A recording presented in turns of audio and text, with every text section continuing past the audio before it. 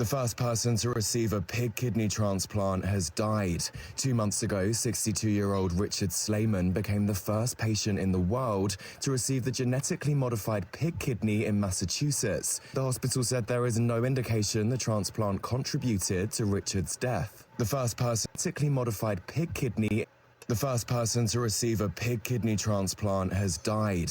2 months ago, 62-year-old Richard Slayman became the first patient in the world to receive the genetically modified pig kidney in Massachusetts. The hospital said there is no indication the transplant contributed to Richard's death. All right, Shalom. All praises to Yahweh, Ba'ashum, Yahushai, Ba'ashum, Rakakodash, and double honors to the apostles and elders of Great Millstone, and peace and blessings to the 144,000 and the rest of the elect. Hey, from the video here, hey, this guy was deceived and he died. You know, he trusted in his enemy. You know, hey, whoever perished in it, perished being innocent. But hey, this guy got a pig kidney, and I think last year there was another guy that got a pig heart transplant. You know, and they're really pushing this this pig thing. I did a lesson earlier last week going into, you know, they're modifying soy with pig proteins, and this here is just like, man, who's gonna pity? Like, this man, here it is.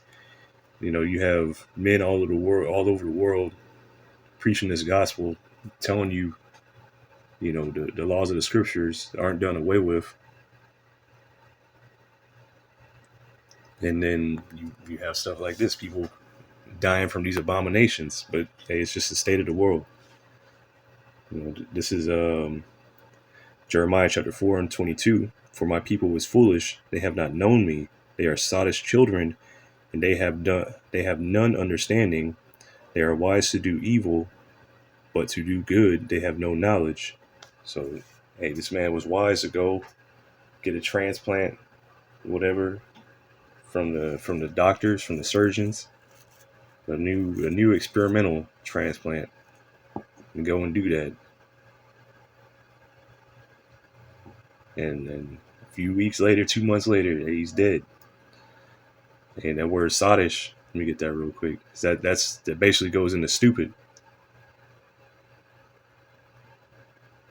This is H5530 sakal, which is silly, foolish. Basically being stupid. Because you have laws on what you can and can't do, and these things bring life. These things can save your life. Like this, you trusting in these physicians of no value. You trusting in like these people to help you, but they don't have any real knowledge. You were deceived. This is Leviticus chapter 11. I'm going to start at verse 1. And the Lord Yahweh spake unto Moses and to Aaron, saying unto them, Speak unto the children of Israel, saying, These are the beasts which ye shall eat among all the beasts that are on the earth. And I know it was a surgery. He didn't actually eat it, but this should still apply. Like, the flesh doesn't match up. This is the flesh of a beast and the flesh of a man, for one thing. Like, it's just your abomination. Verse 3, whatsoever part of the hoof and is cloven-footed and cheweth the cud among the beasts, that shall ye eat. So, like goats, cows, sheep, you know, things like that. They chew the cud, meaning they regurgitate the food, chew it again, regurgitate it, and they have their hooves. Their hooves are split in the middle.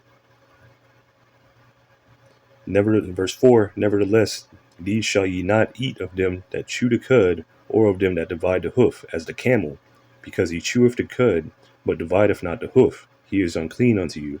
So that's an example. It continues to give, I think, somewhere else in Deuteronomy, it gives you more examples of like a more extensive list of animals. But just for time's sake and the point of this lesson, I'm going to keep it short. This is Leviticus chapter 11 and verse 7. And the swine, though he divide the hoof, the swine is a pig, though he divide the hoof and be cloven footed, yet he cheweth not the cud, he is unclean to you. So the pig, it has cloven feet, but it doesn't chew the cud. It doesn't regurgitate its food. It doesn't have a way to ruminate. Verse 8, of their flesh shall ye not eat, and their carcass shall ye not touch. They are unclean to you. So the point being of this is not to eat it, nor to touch its carcass. That goes for its insides, everything. If it's dead, hey, don't mess with it. You know, but that's the point. You know, they took this kidney, you know, part of its organs, and put it in this man, and this man has this abomination now. Like, what did you expect to happen? You know, this is you know, I had pulled this up, you know, about the man that says he died 7 weeks after, which you know, I thought that just interesting. I had the other one. This dude, he died last year from getting the pig heart transplant, and they're just going to keep doing this, keep trying to do these experiments on people till they get a whatever they're trying to do. They're trying to do miracles. This is 2 Thessalonians chapter 2 and verse 8. And then shall that wicked be revealed. Hey, that wicked man, that son of perdition, who is Esau Edom, the so-called white man, is being revealed in these last days. You know, you only have to, you know, line it up with the scriptures. You know, this man has a lust for blood. He's constantly coveting other people's lands. He's an expert hunter, good with the weapons. All this, constantly been at war. Like, come on, man. This is all being revealed in these days.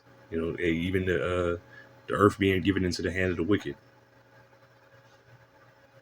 The fourth kingdom with the iron teeth, lining up with Rome, lining up with Esau Edom. Hey, in these last days, these things are being revealed.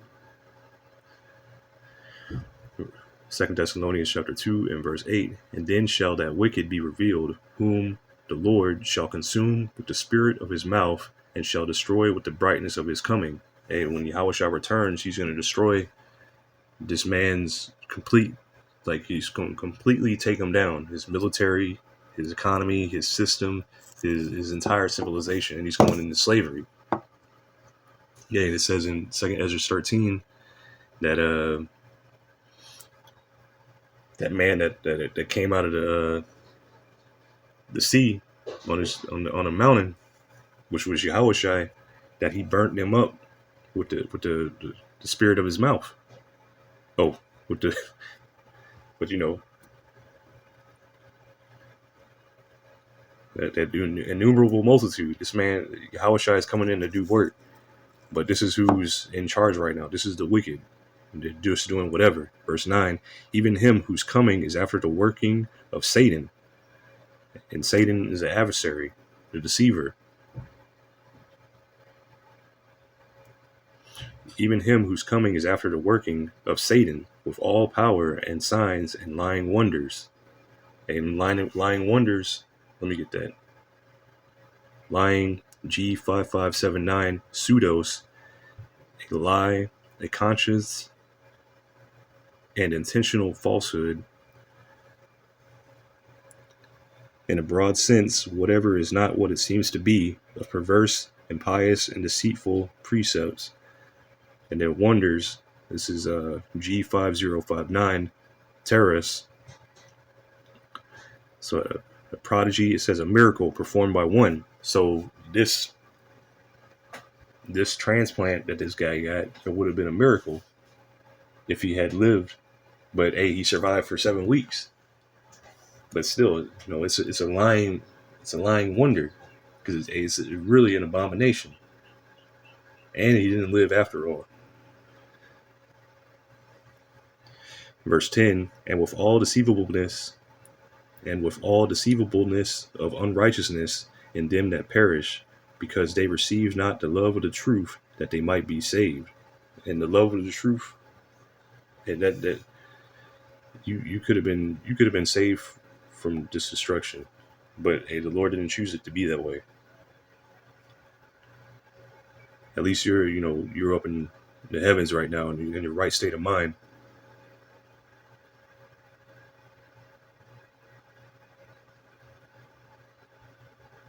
But verse 11, and for this cause the Most High Yahweh Ba'ashem Yahushai shall send them strong delusion that they should believe a lie. So hey, they believed a lie. They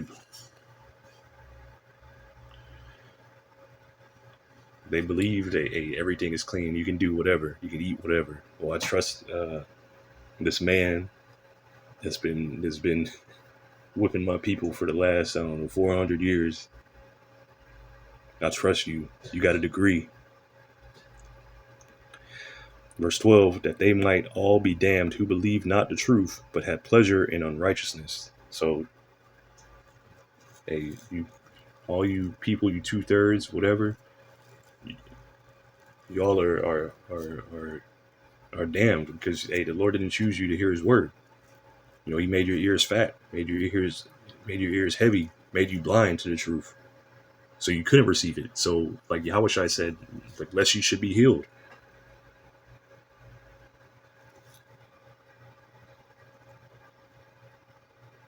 And because contrary to popular belief, the Lord doesn't love everybody. But this is I'll close out with this.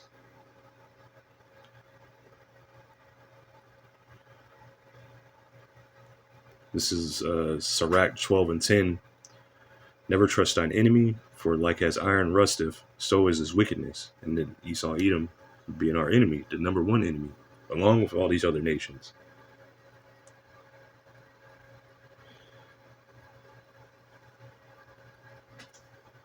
Though he humble himself and go crouching, yet take good heed and beware of him. And thou shalt be unto him as if thou hadst wiped a looking glass, and thou shalt know that his rust hath not been altogether wiped away. So this man, Esau Edom, he was made to be the wicked. He's always going to be wicked. It doesn't matter. You got a like a whetstone. You sharpening knives or sharpening your tools or whatever. Those iron blades or whatever. Hey, they're always going to rust. It doesn't matter how much you sharpen them. What you do, it's always going to rust.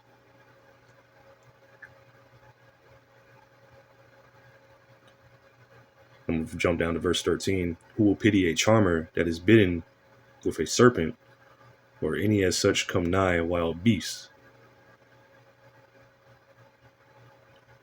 So who will pity somebody that's playing with snakes or playing with wild animals and stuff like that, and they get bit or gored? Verse 14, so one that goeth to a sinner and is defiled with him in his sins, who will pity? So nobody's really going to have any pity for you. Hey, you know what you were getting into. You didn't know. But hey, Lord willing, this is edifying. I'm going to say all praises to Yahweh Ba'ashem, Yahushai Ba'ashem Rachakodash. Double honors to the apostles and elders of Great Millstone, and peace and blessings to the 144,000 and the rest of your elect. Shalom.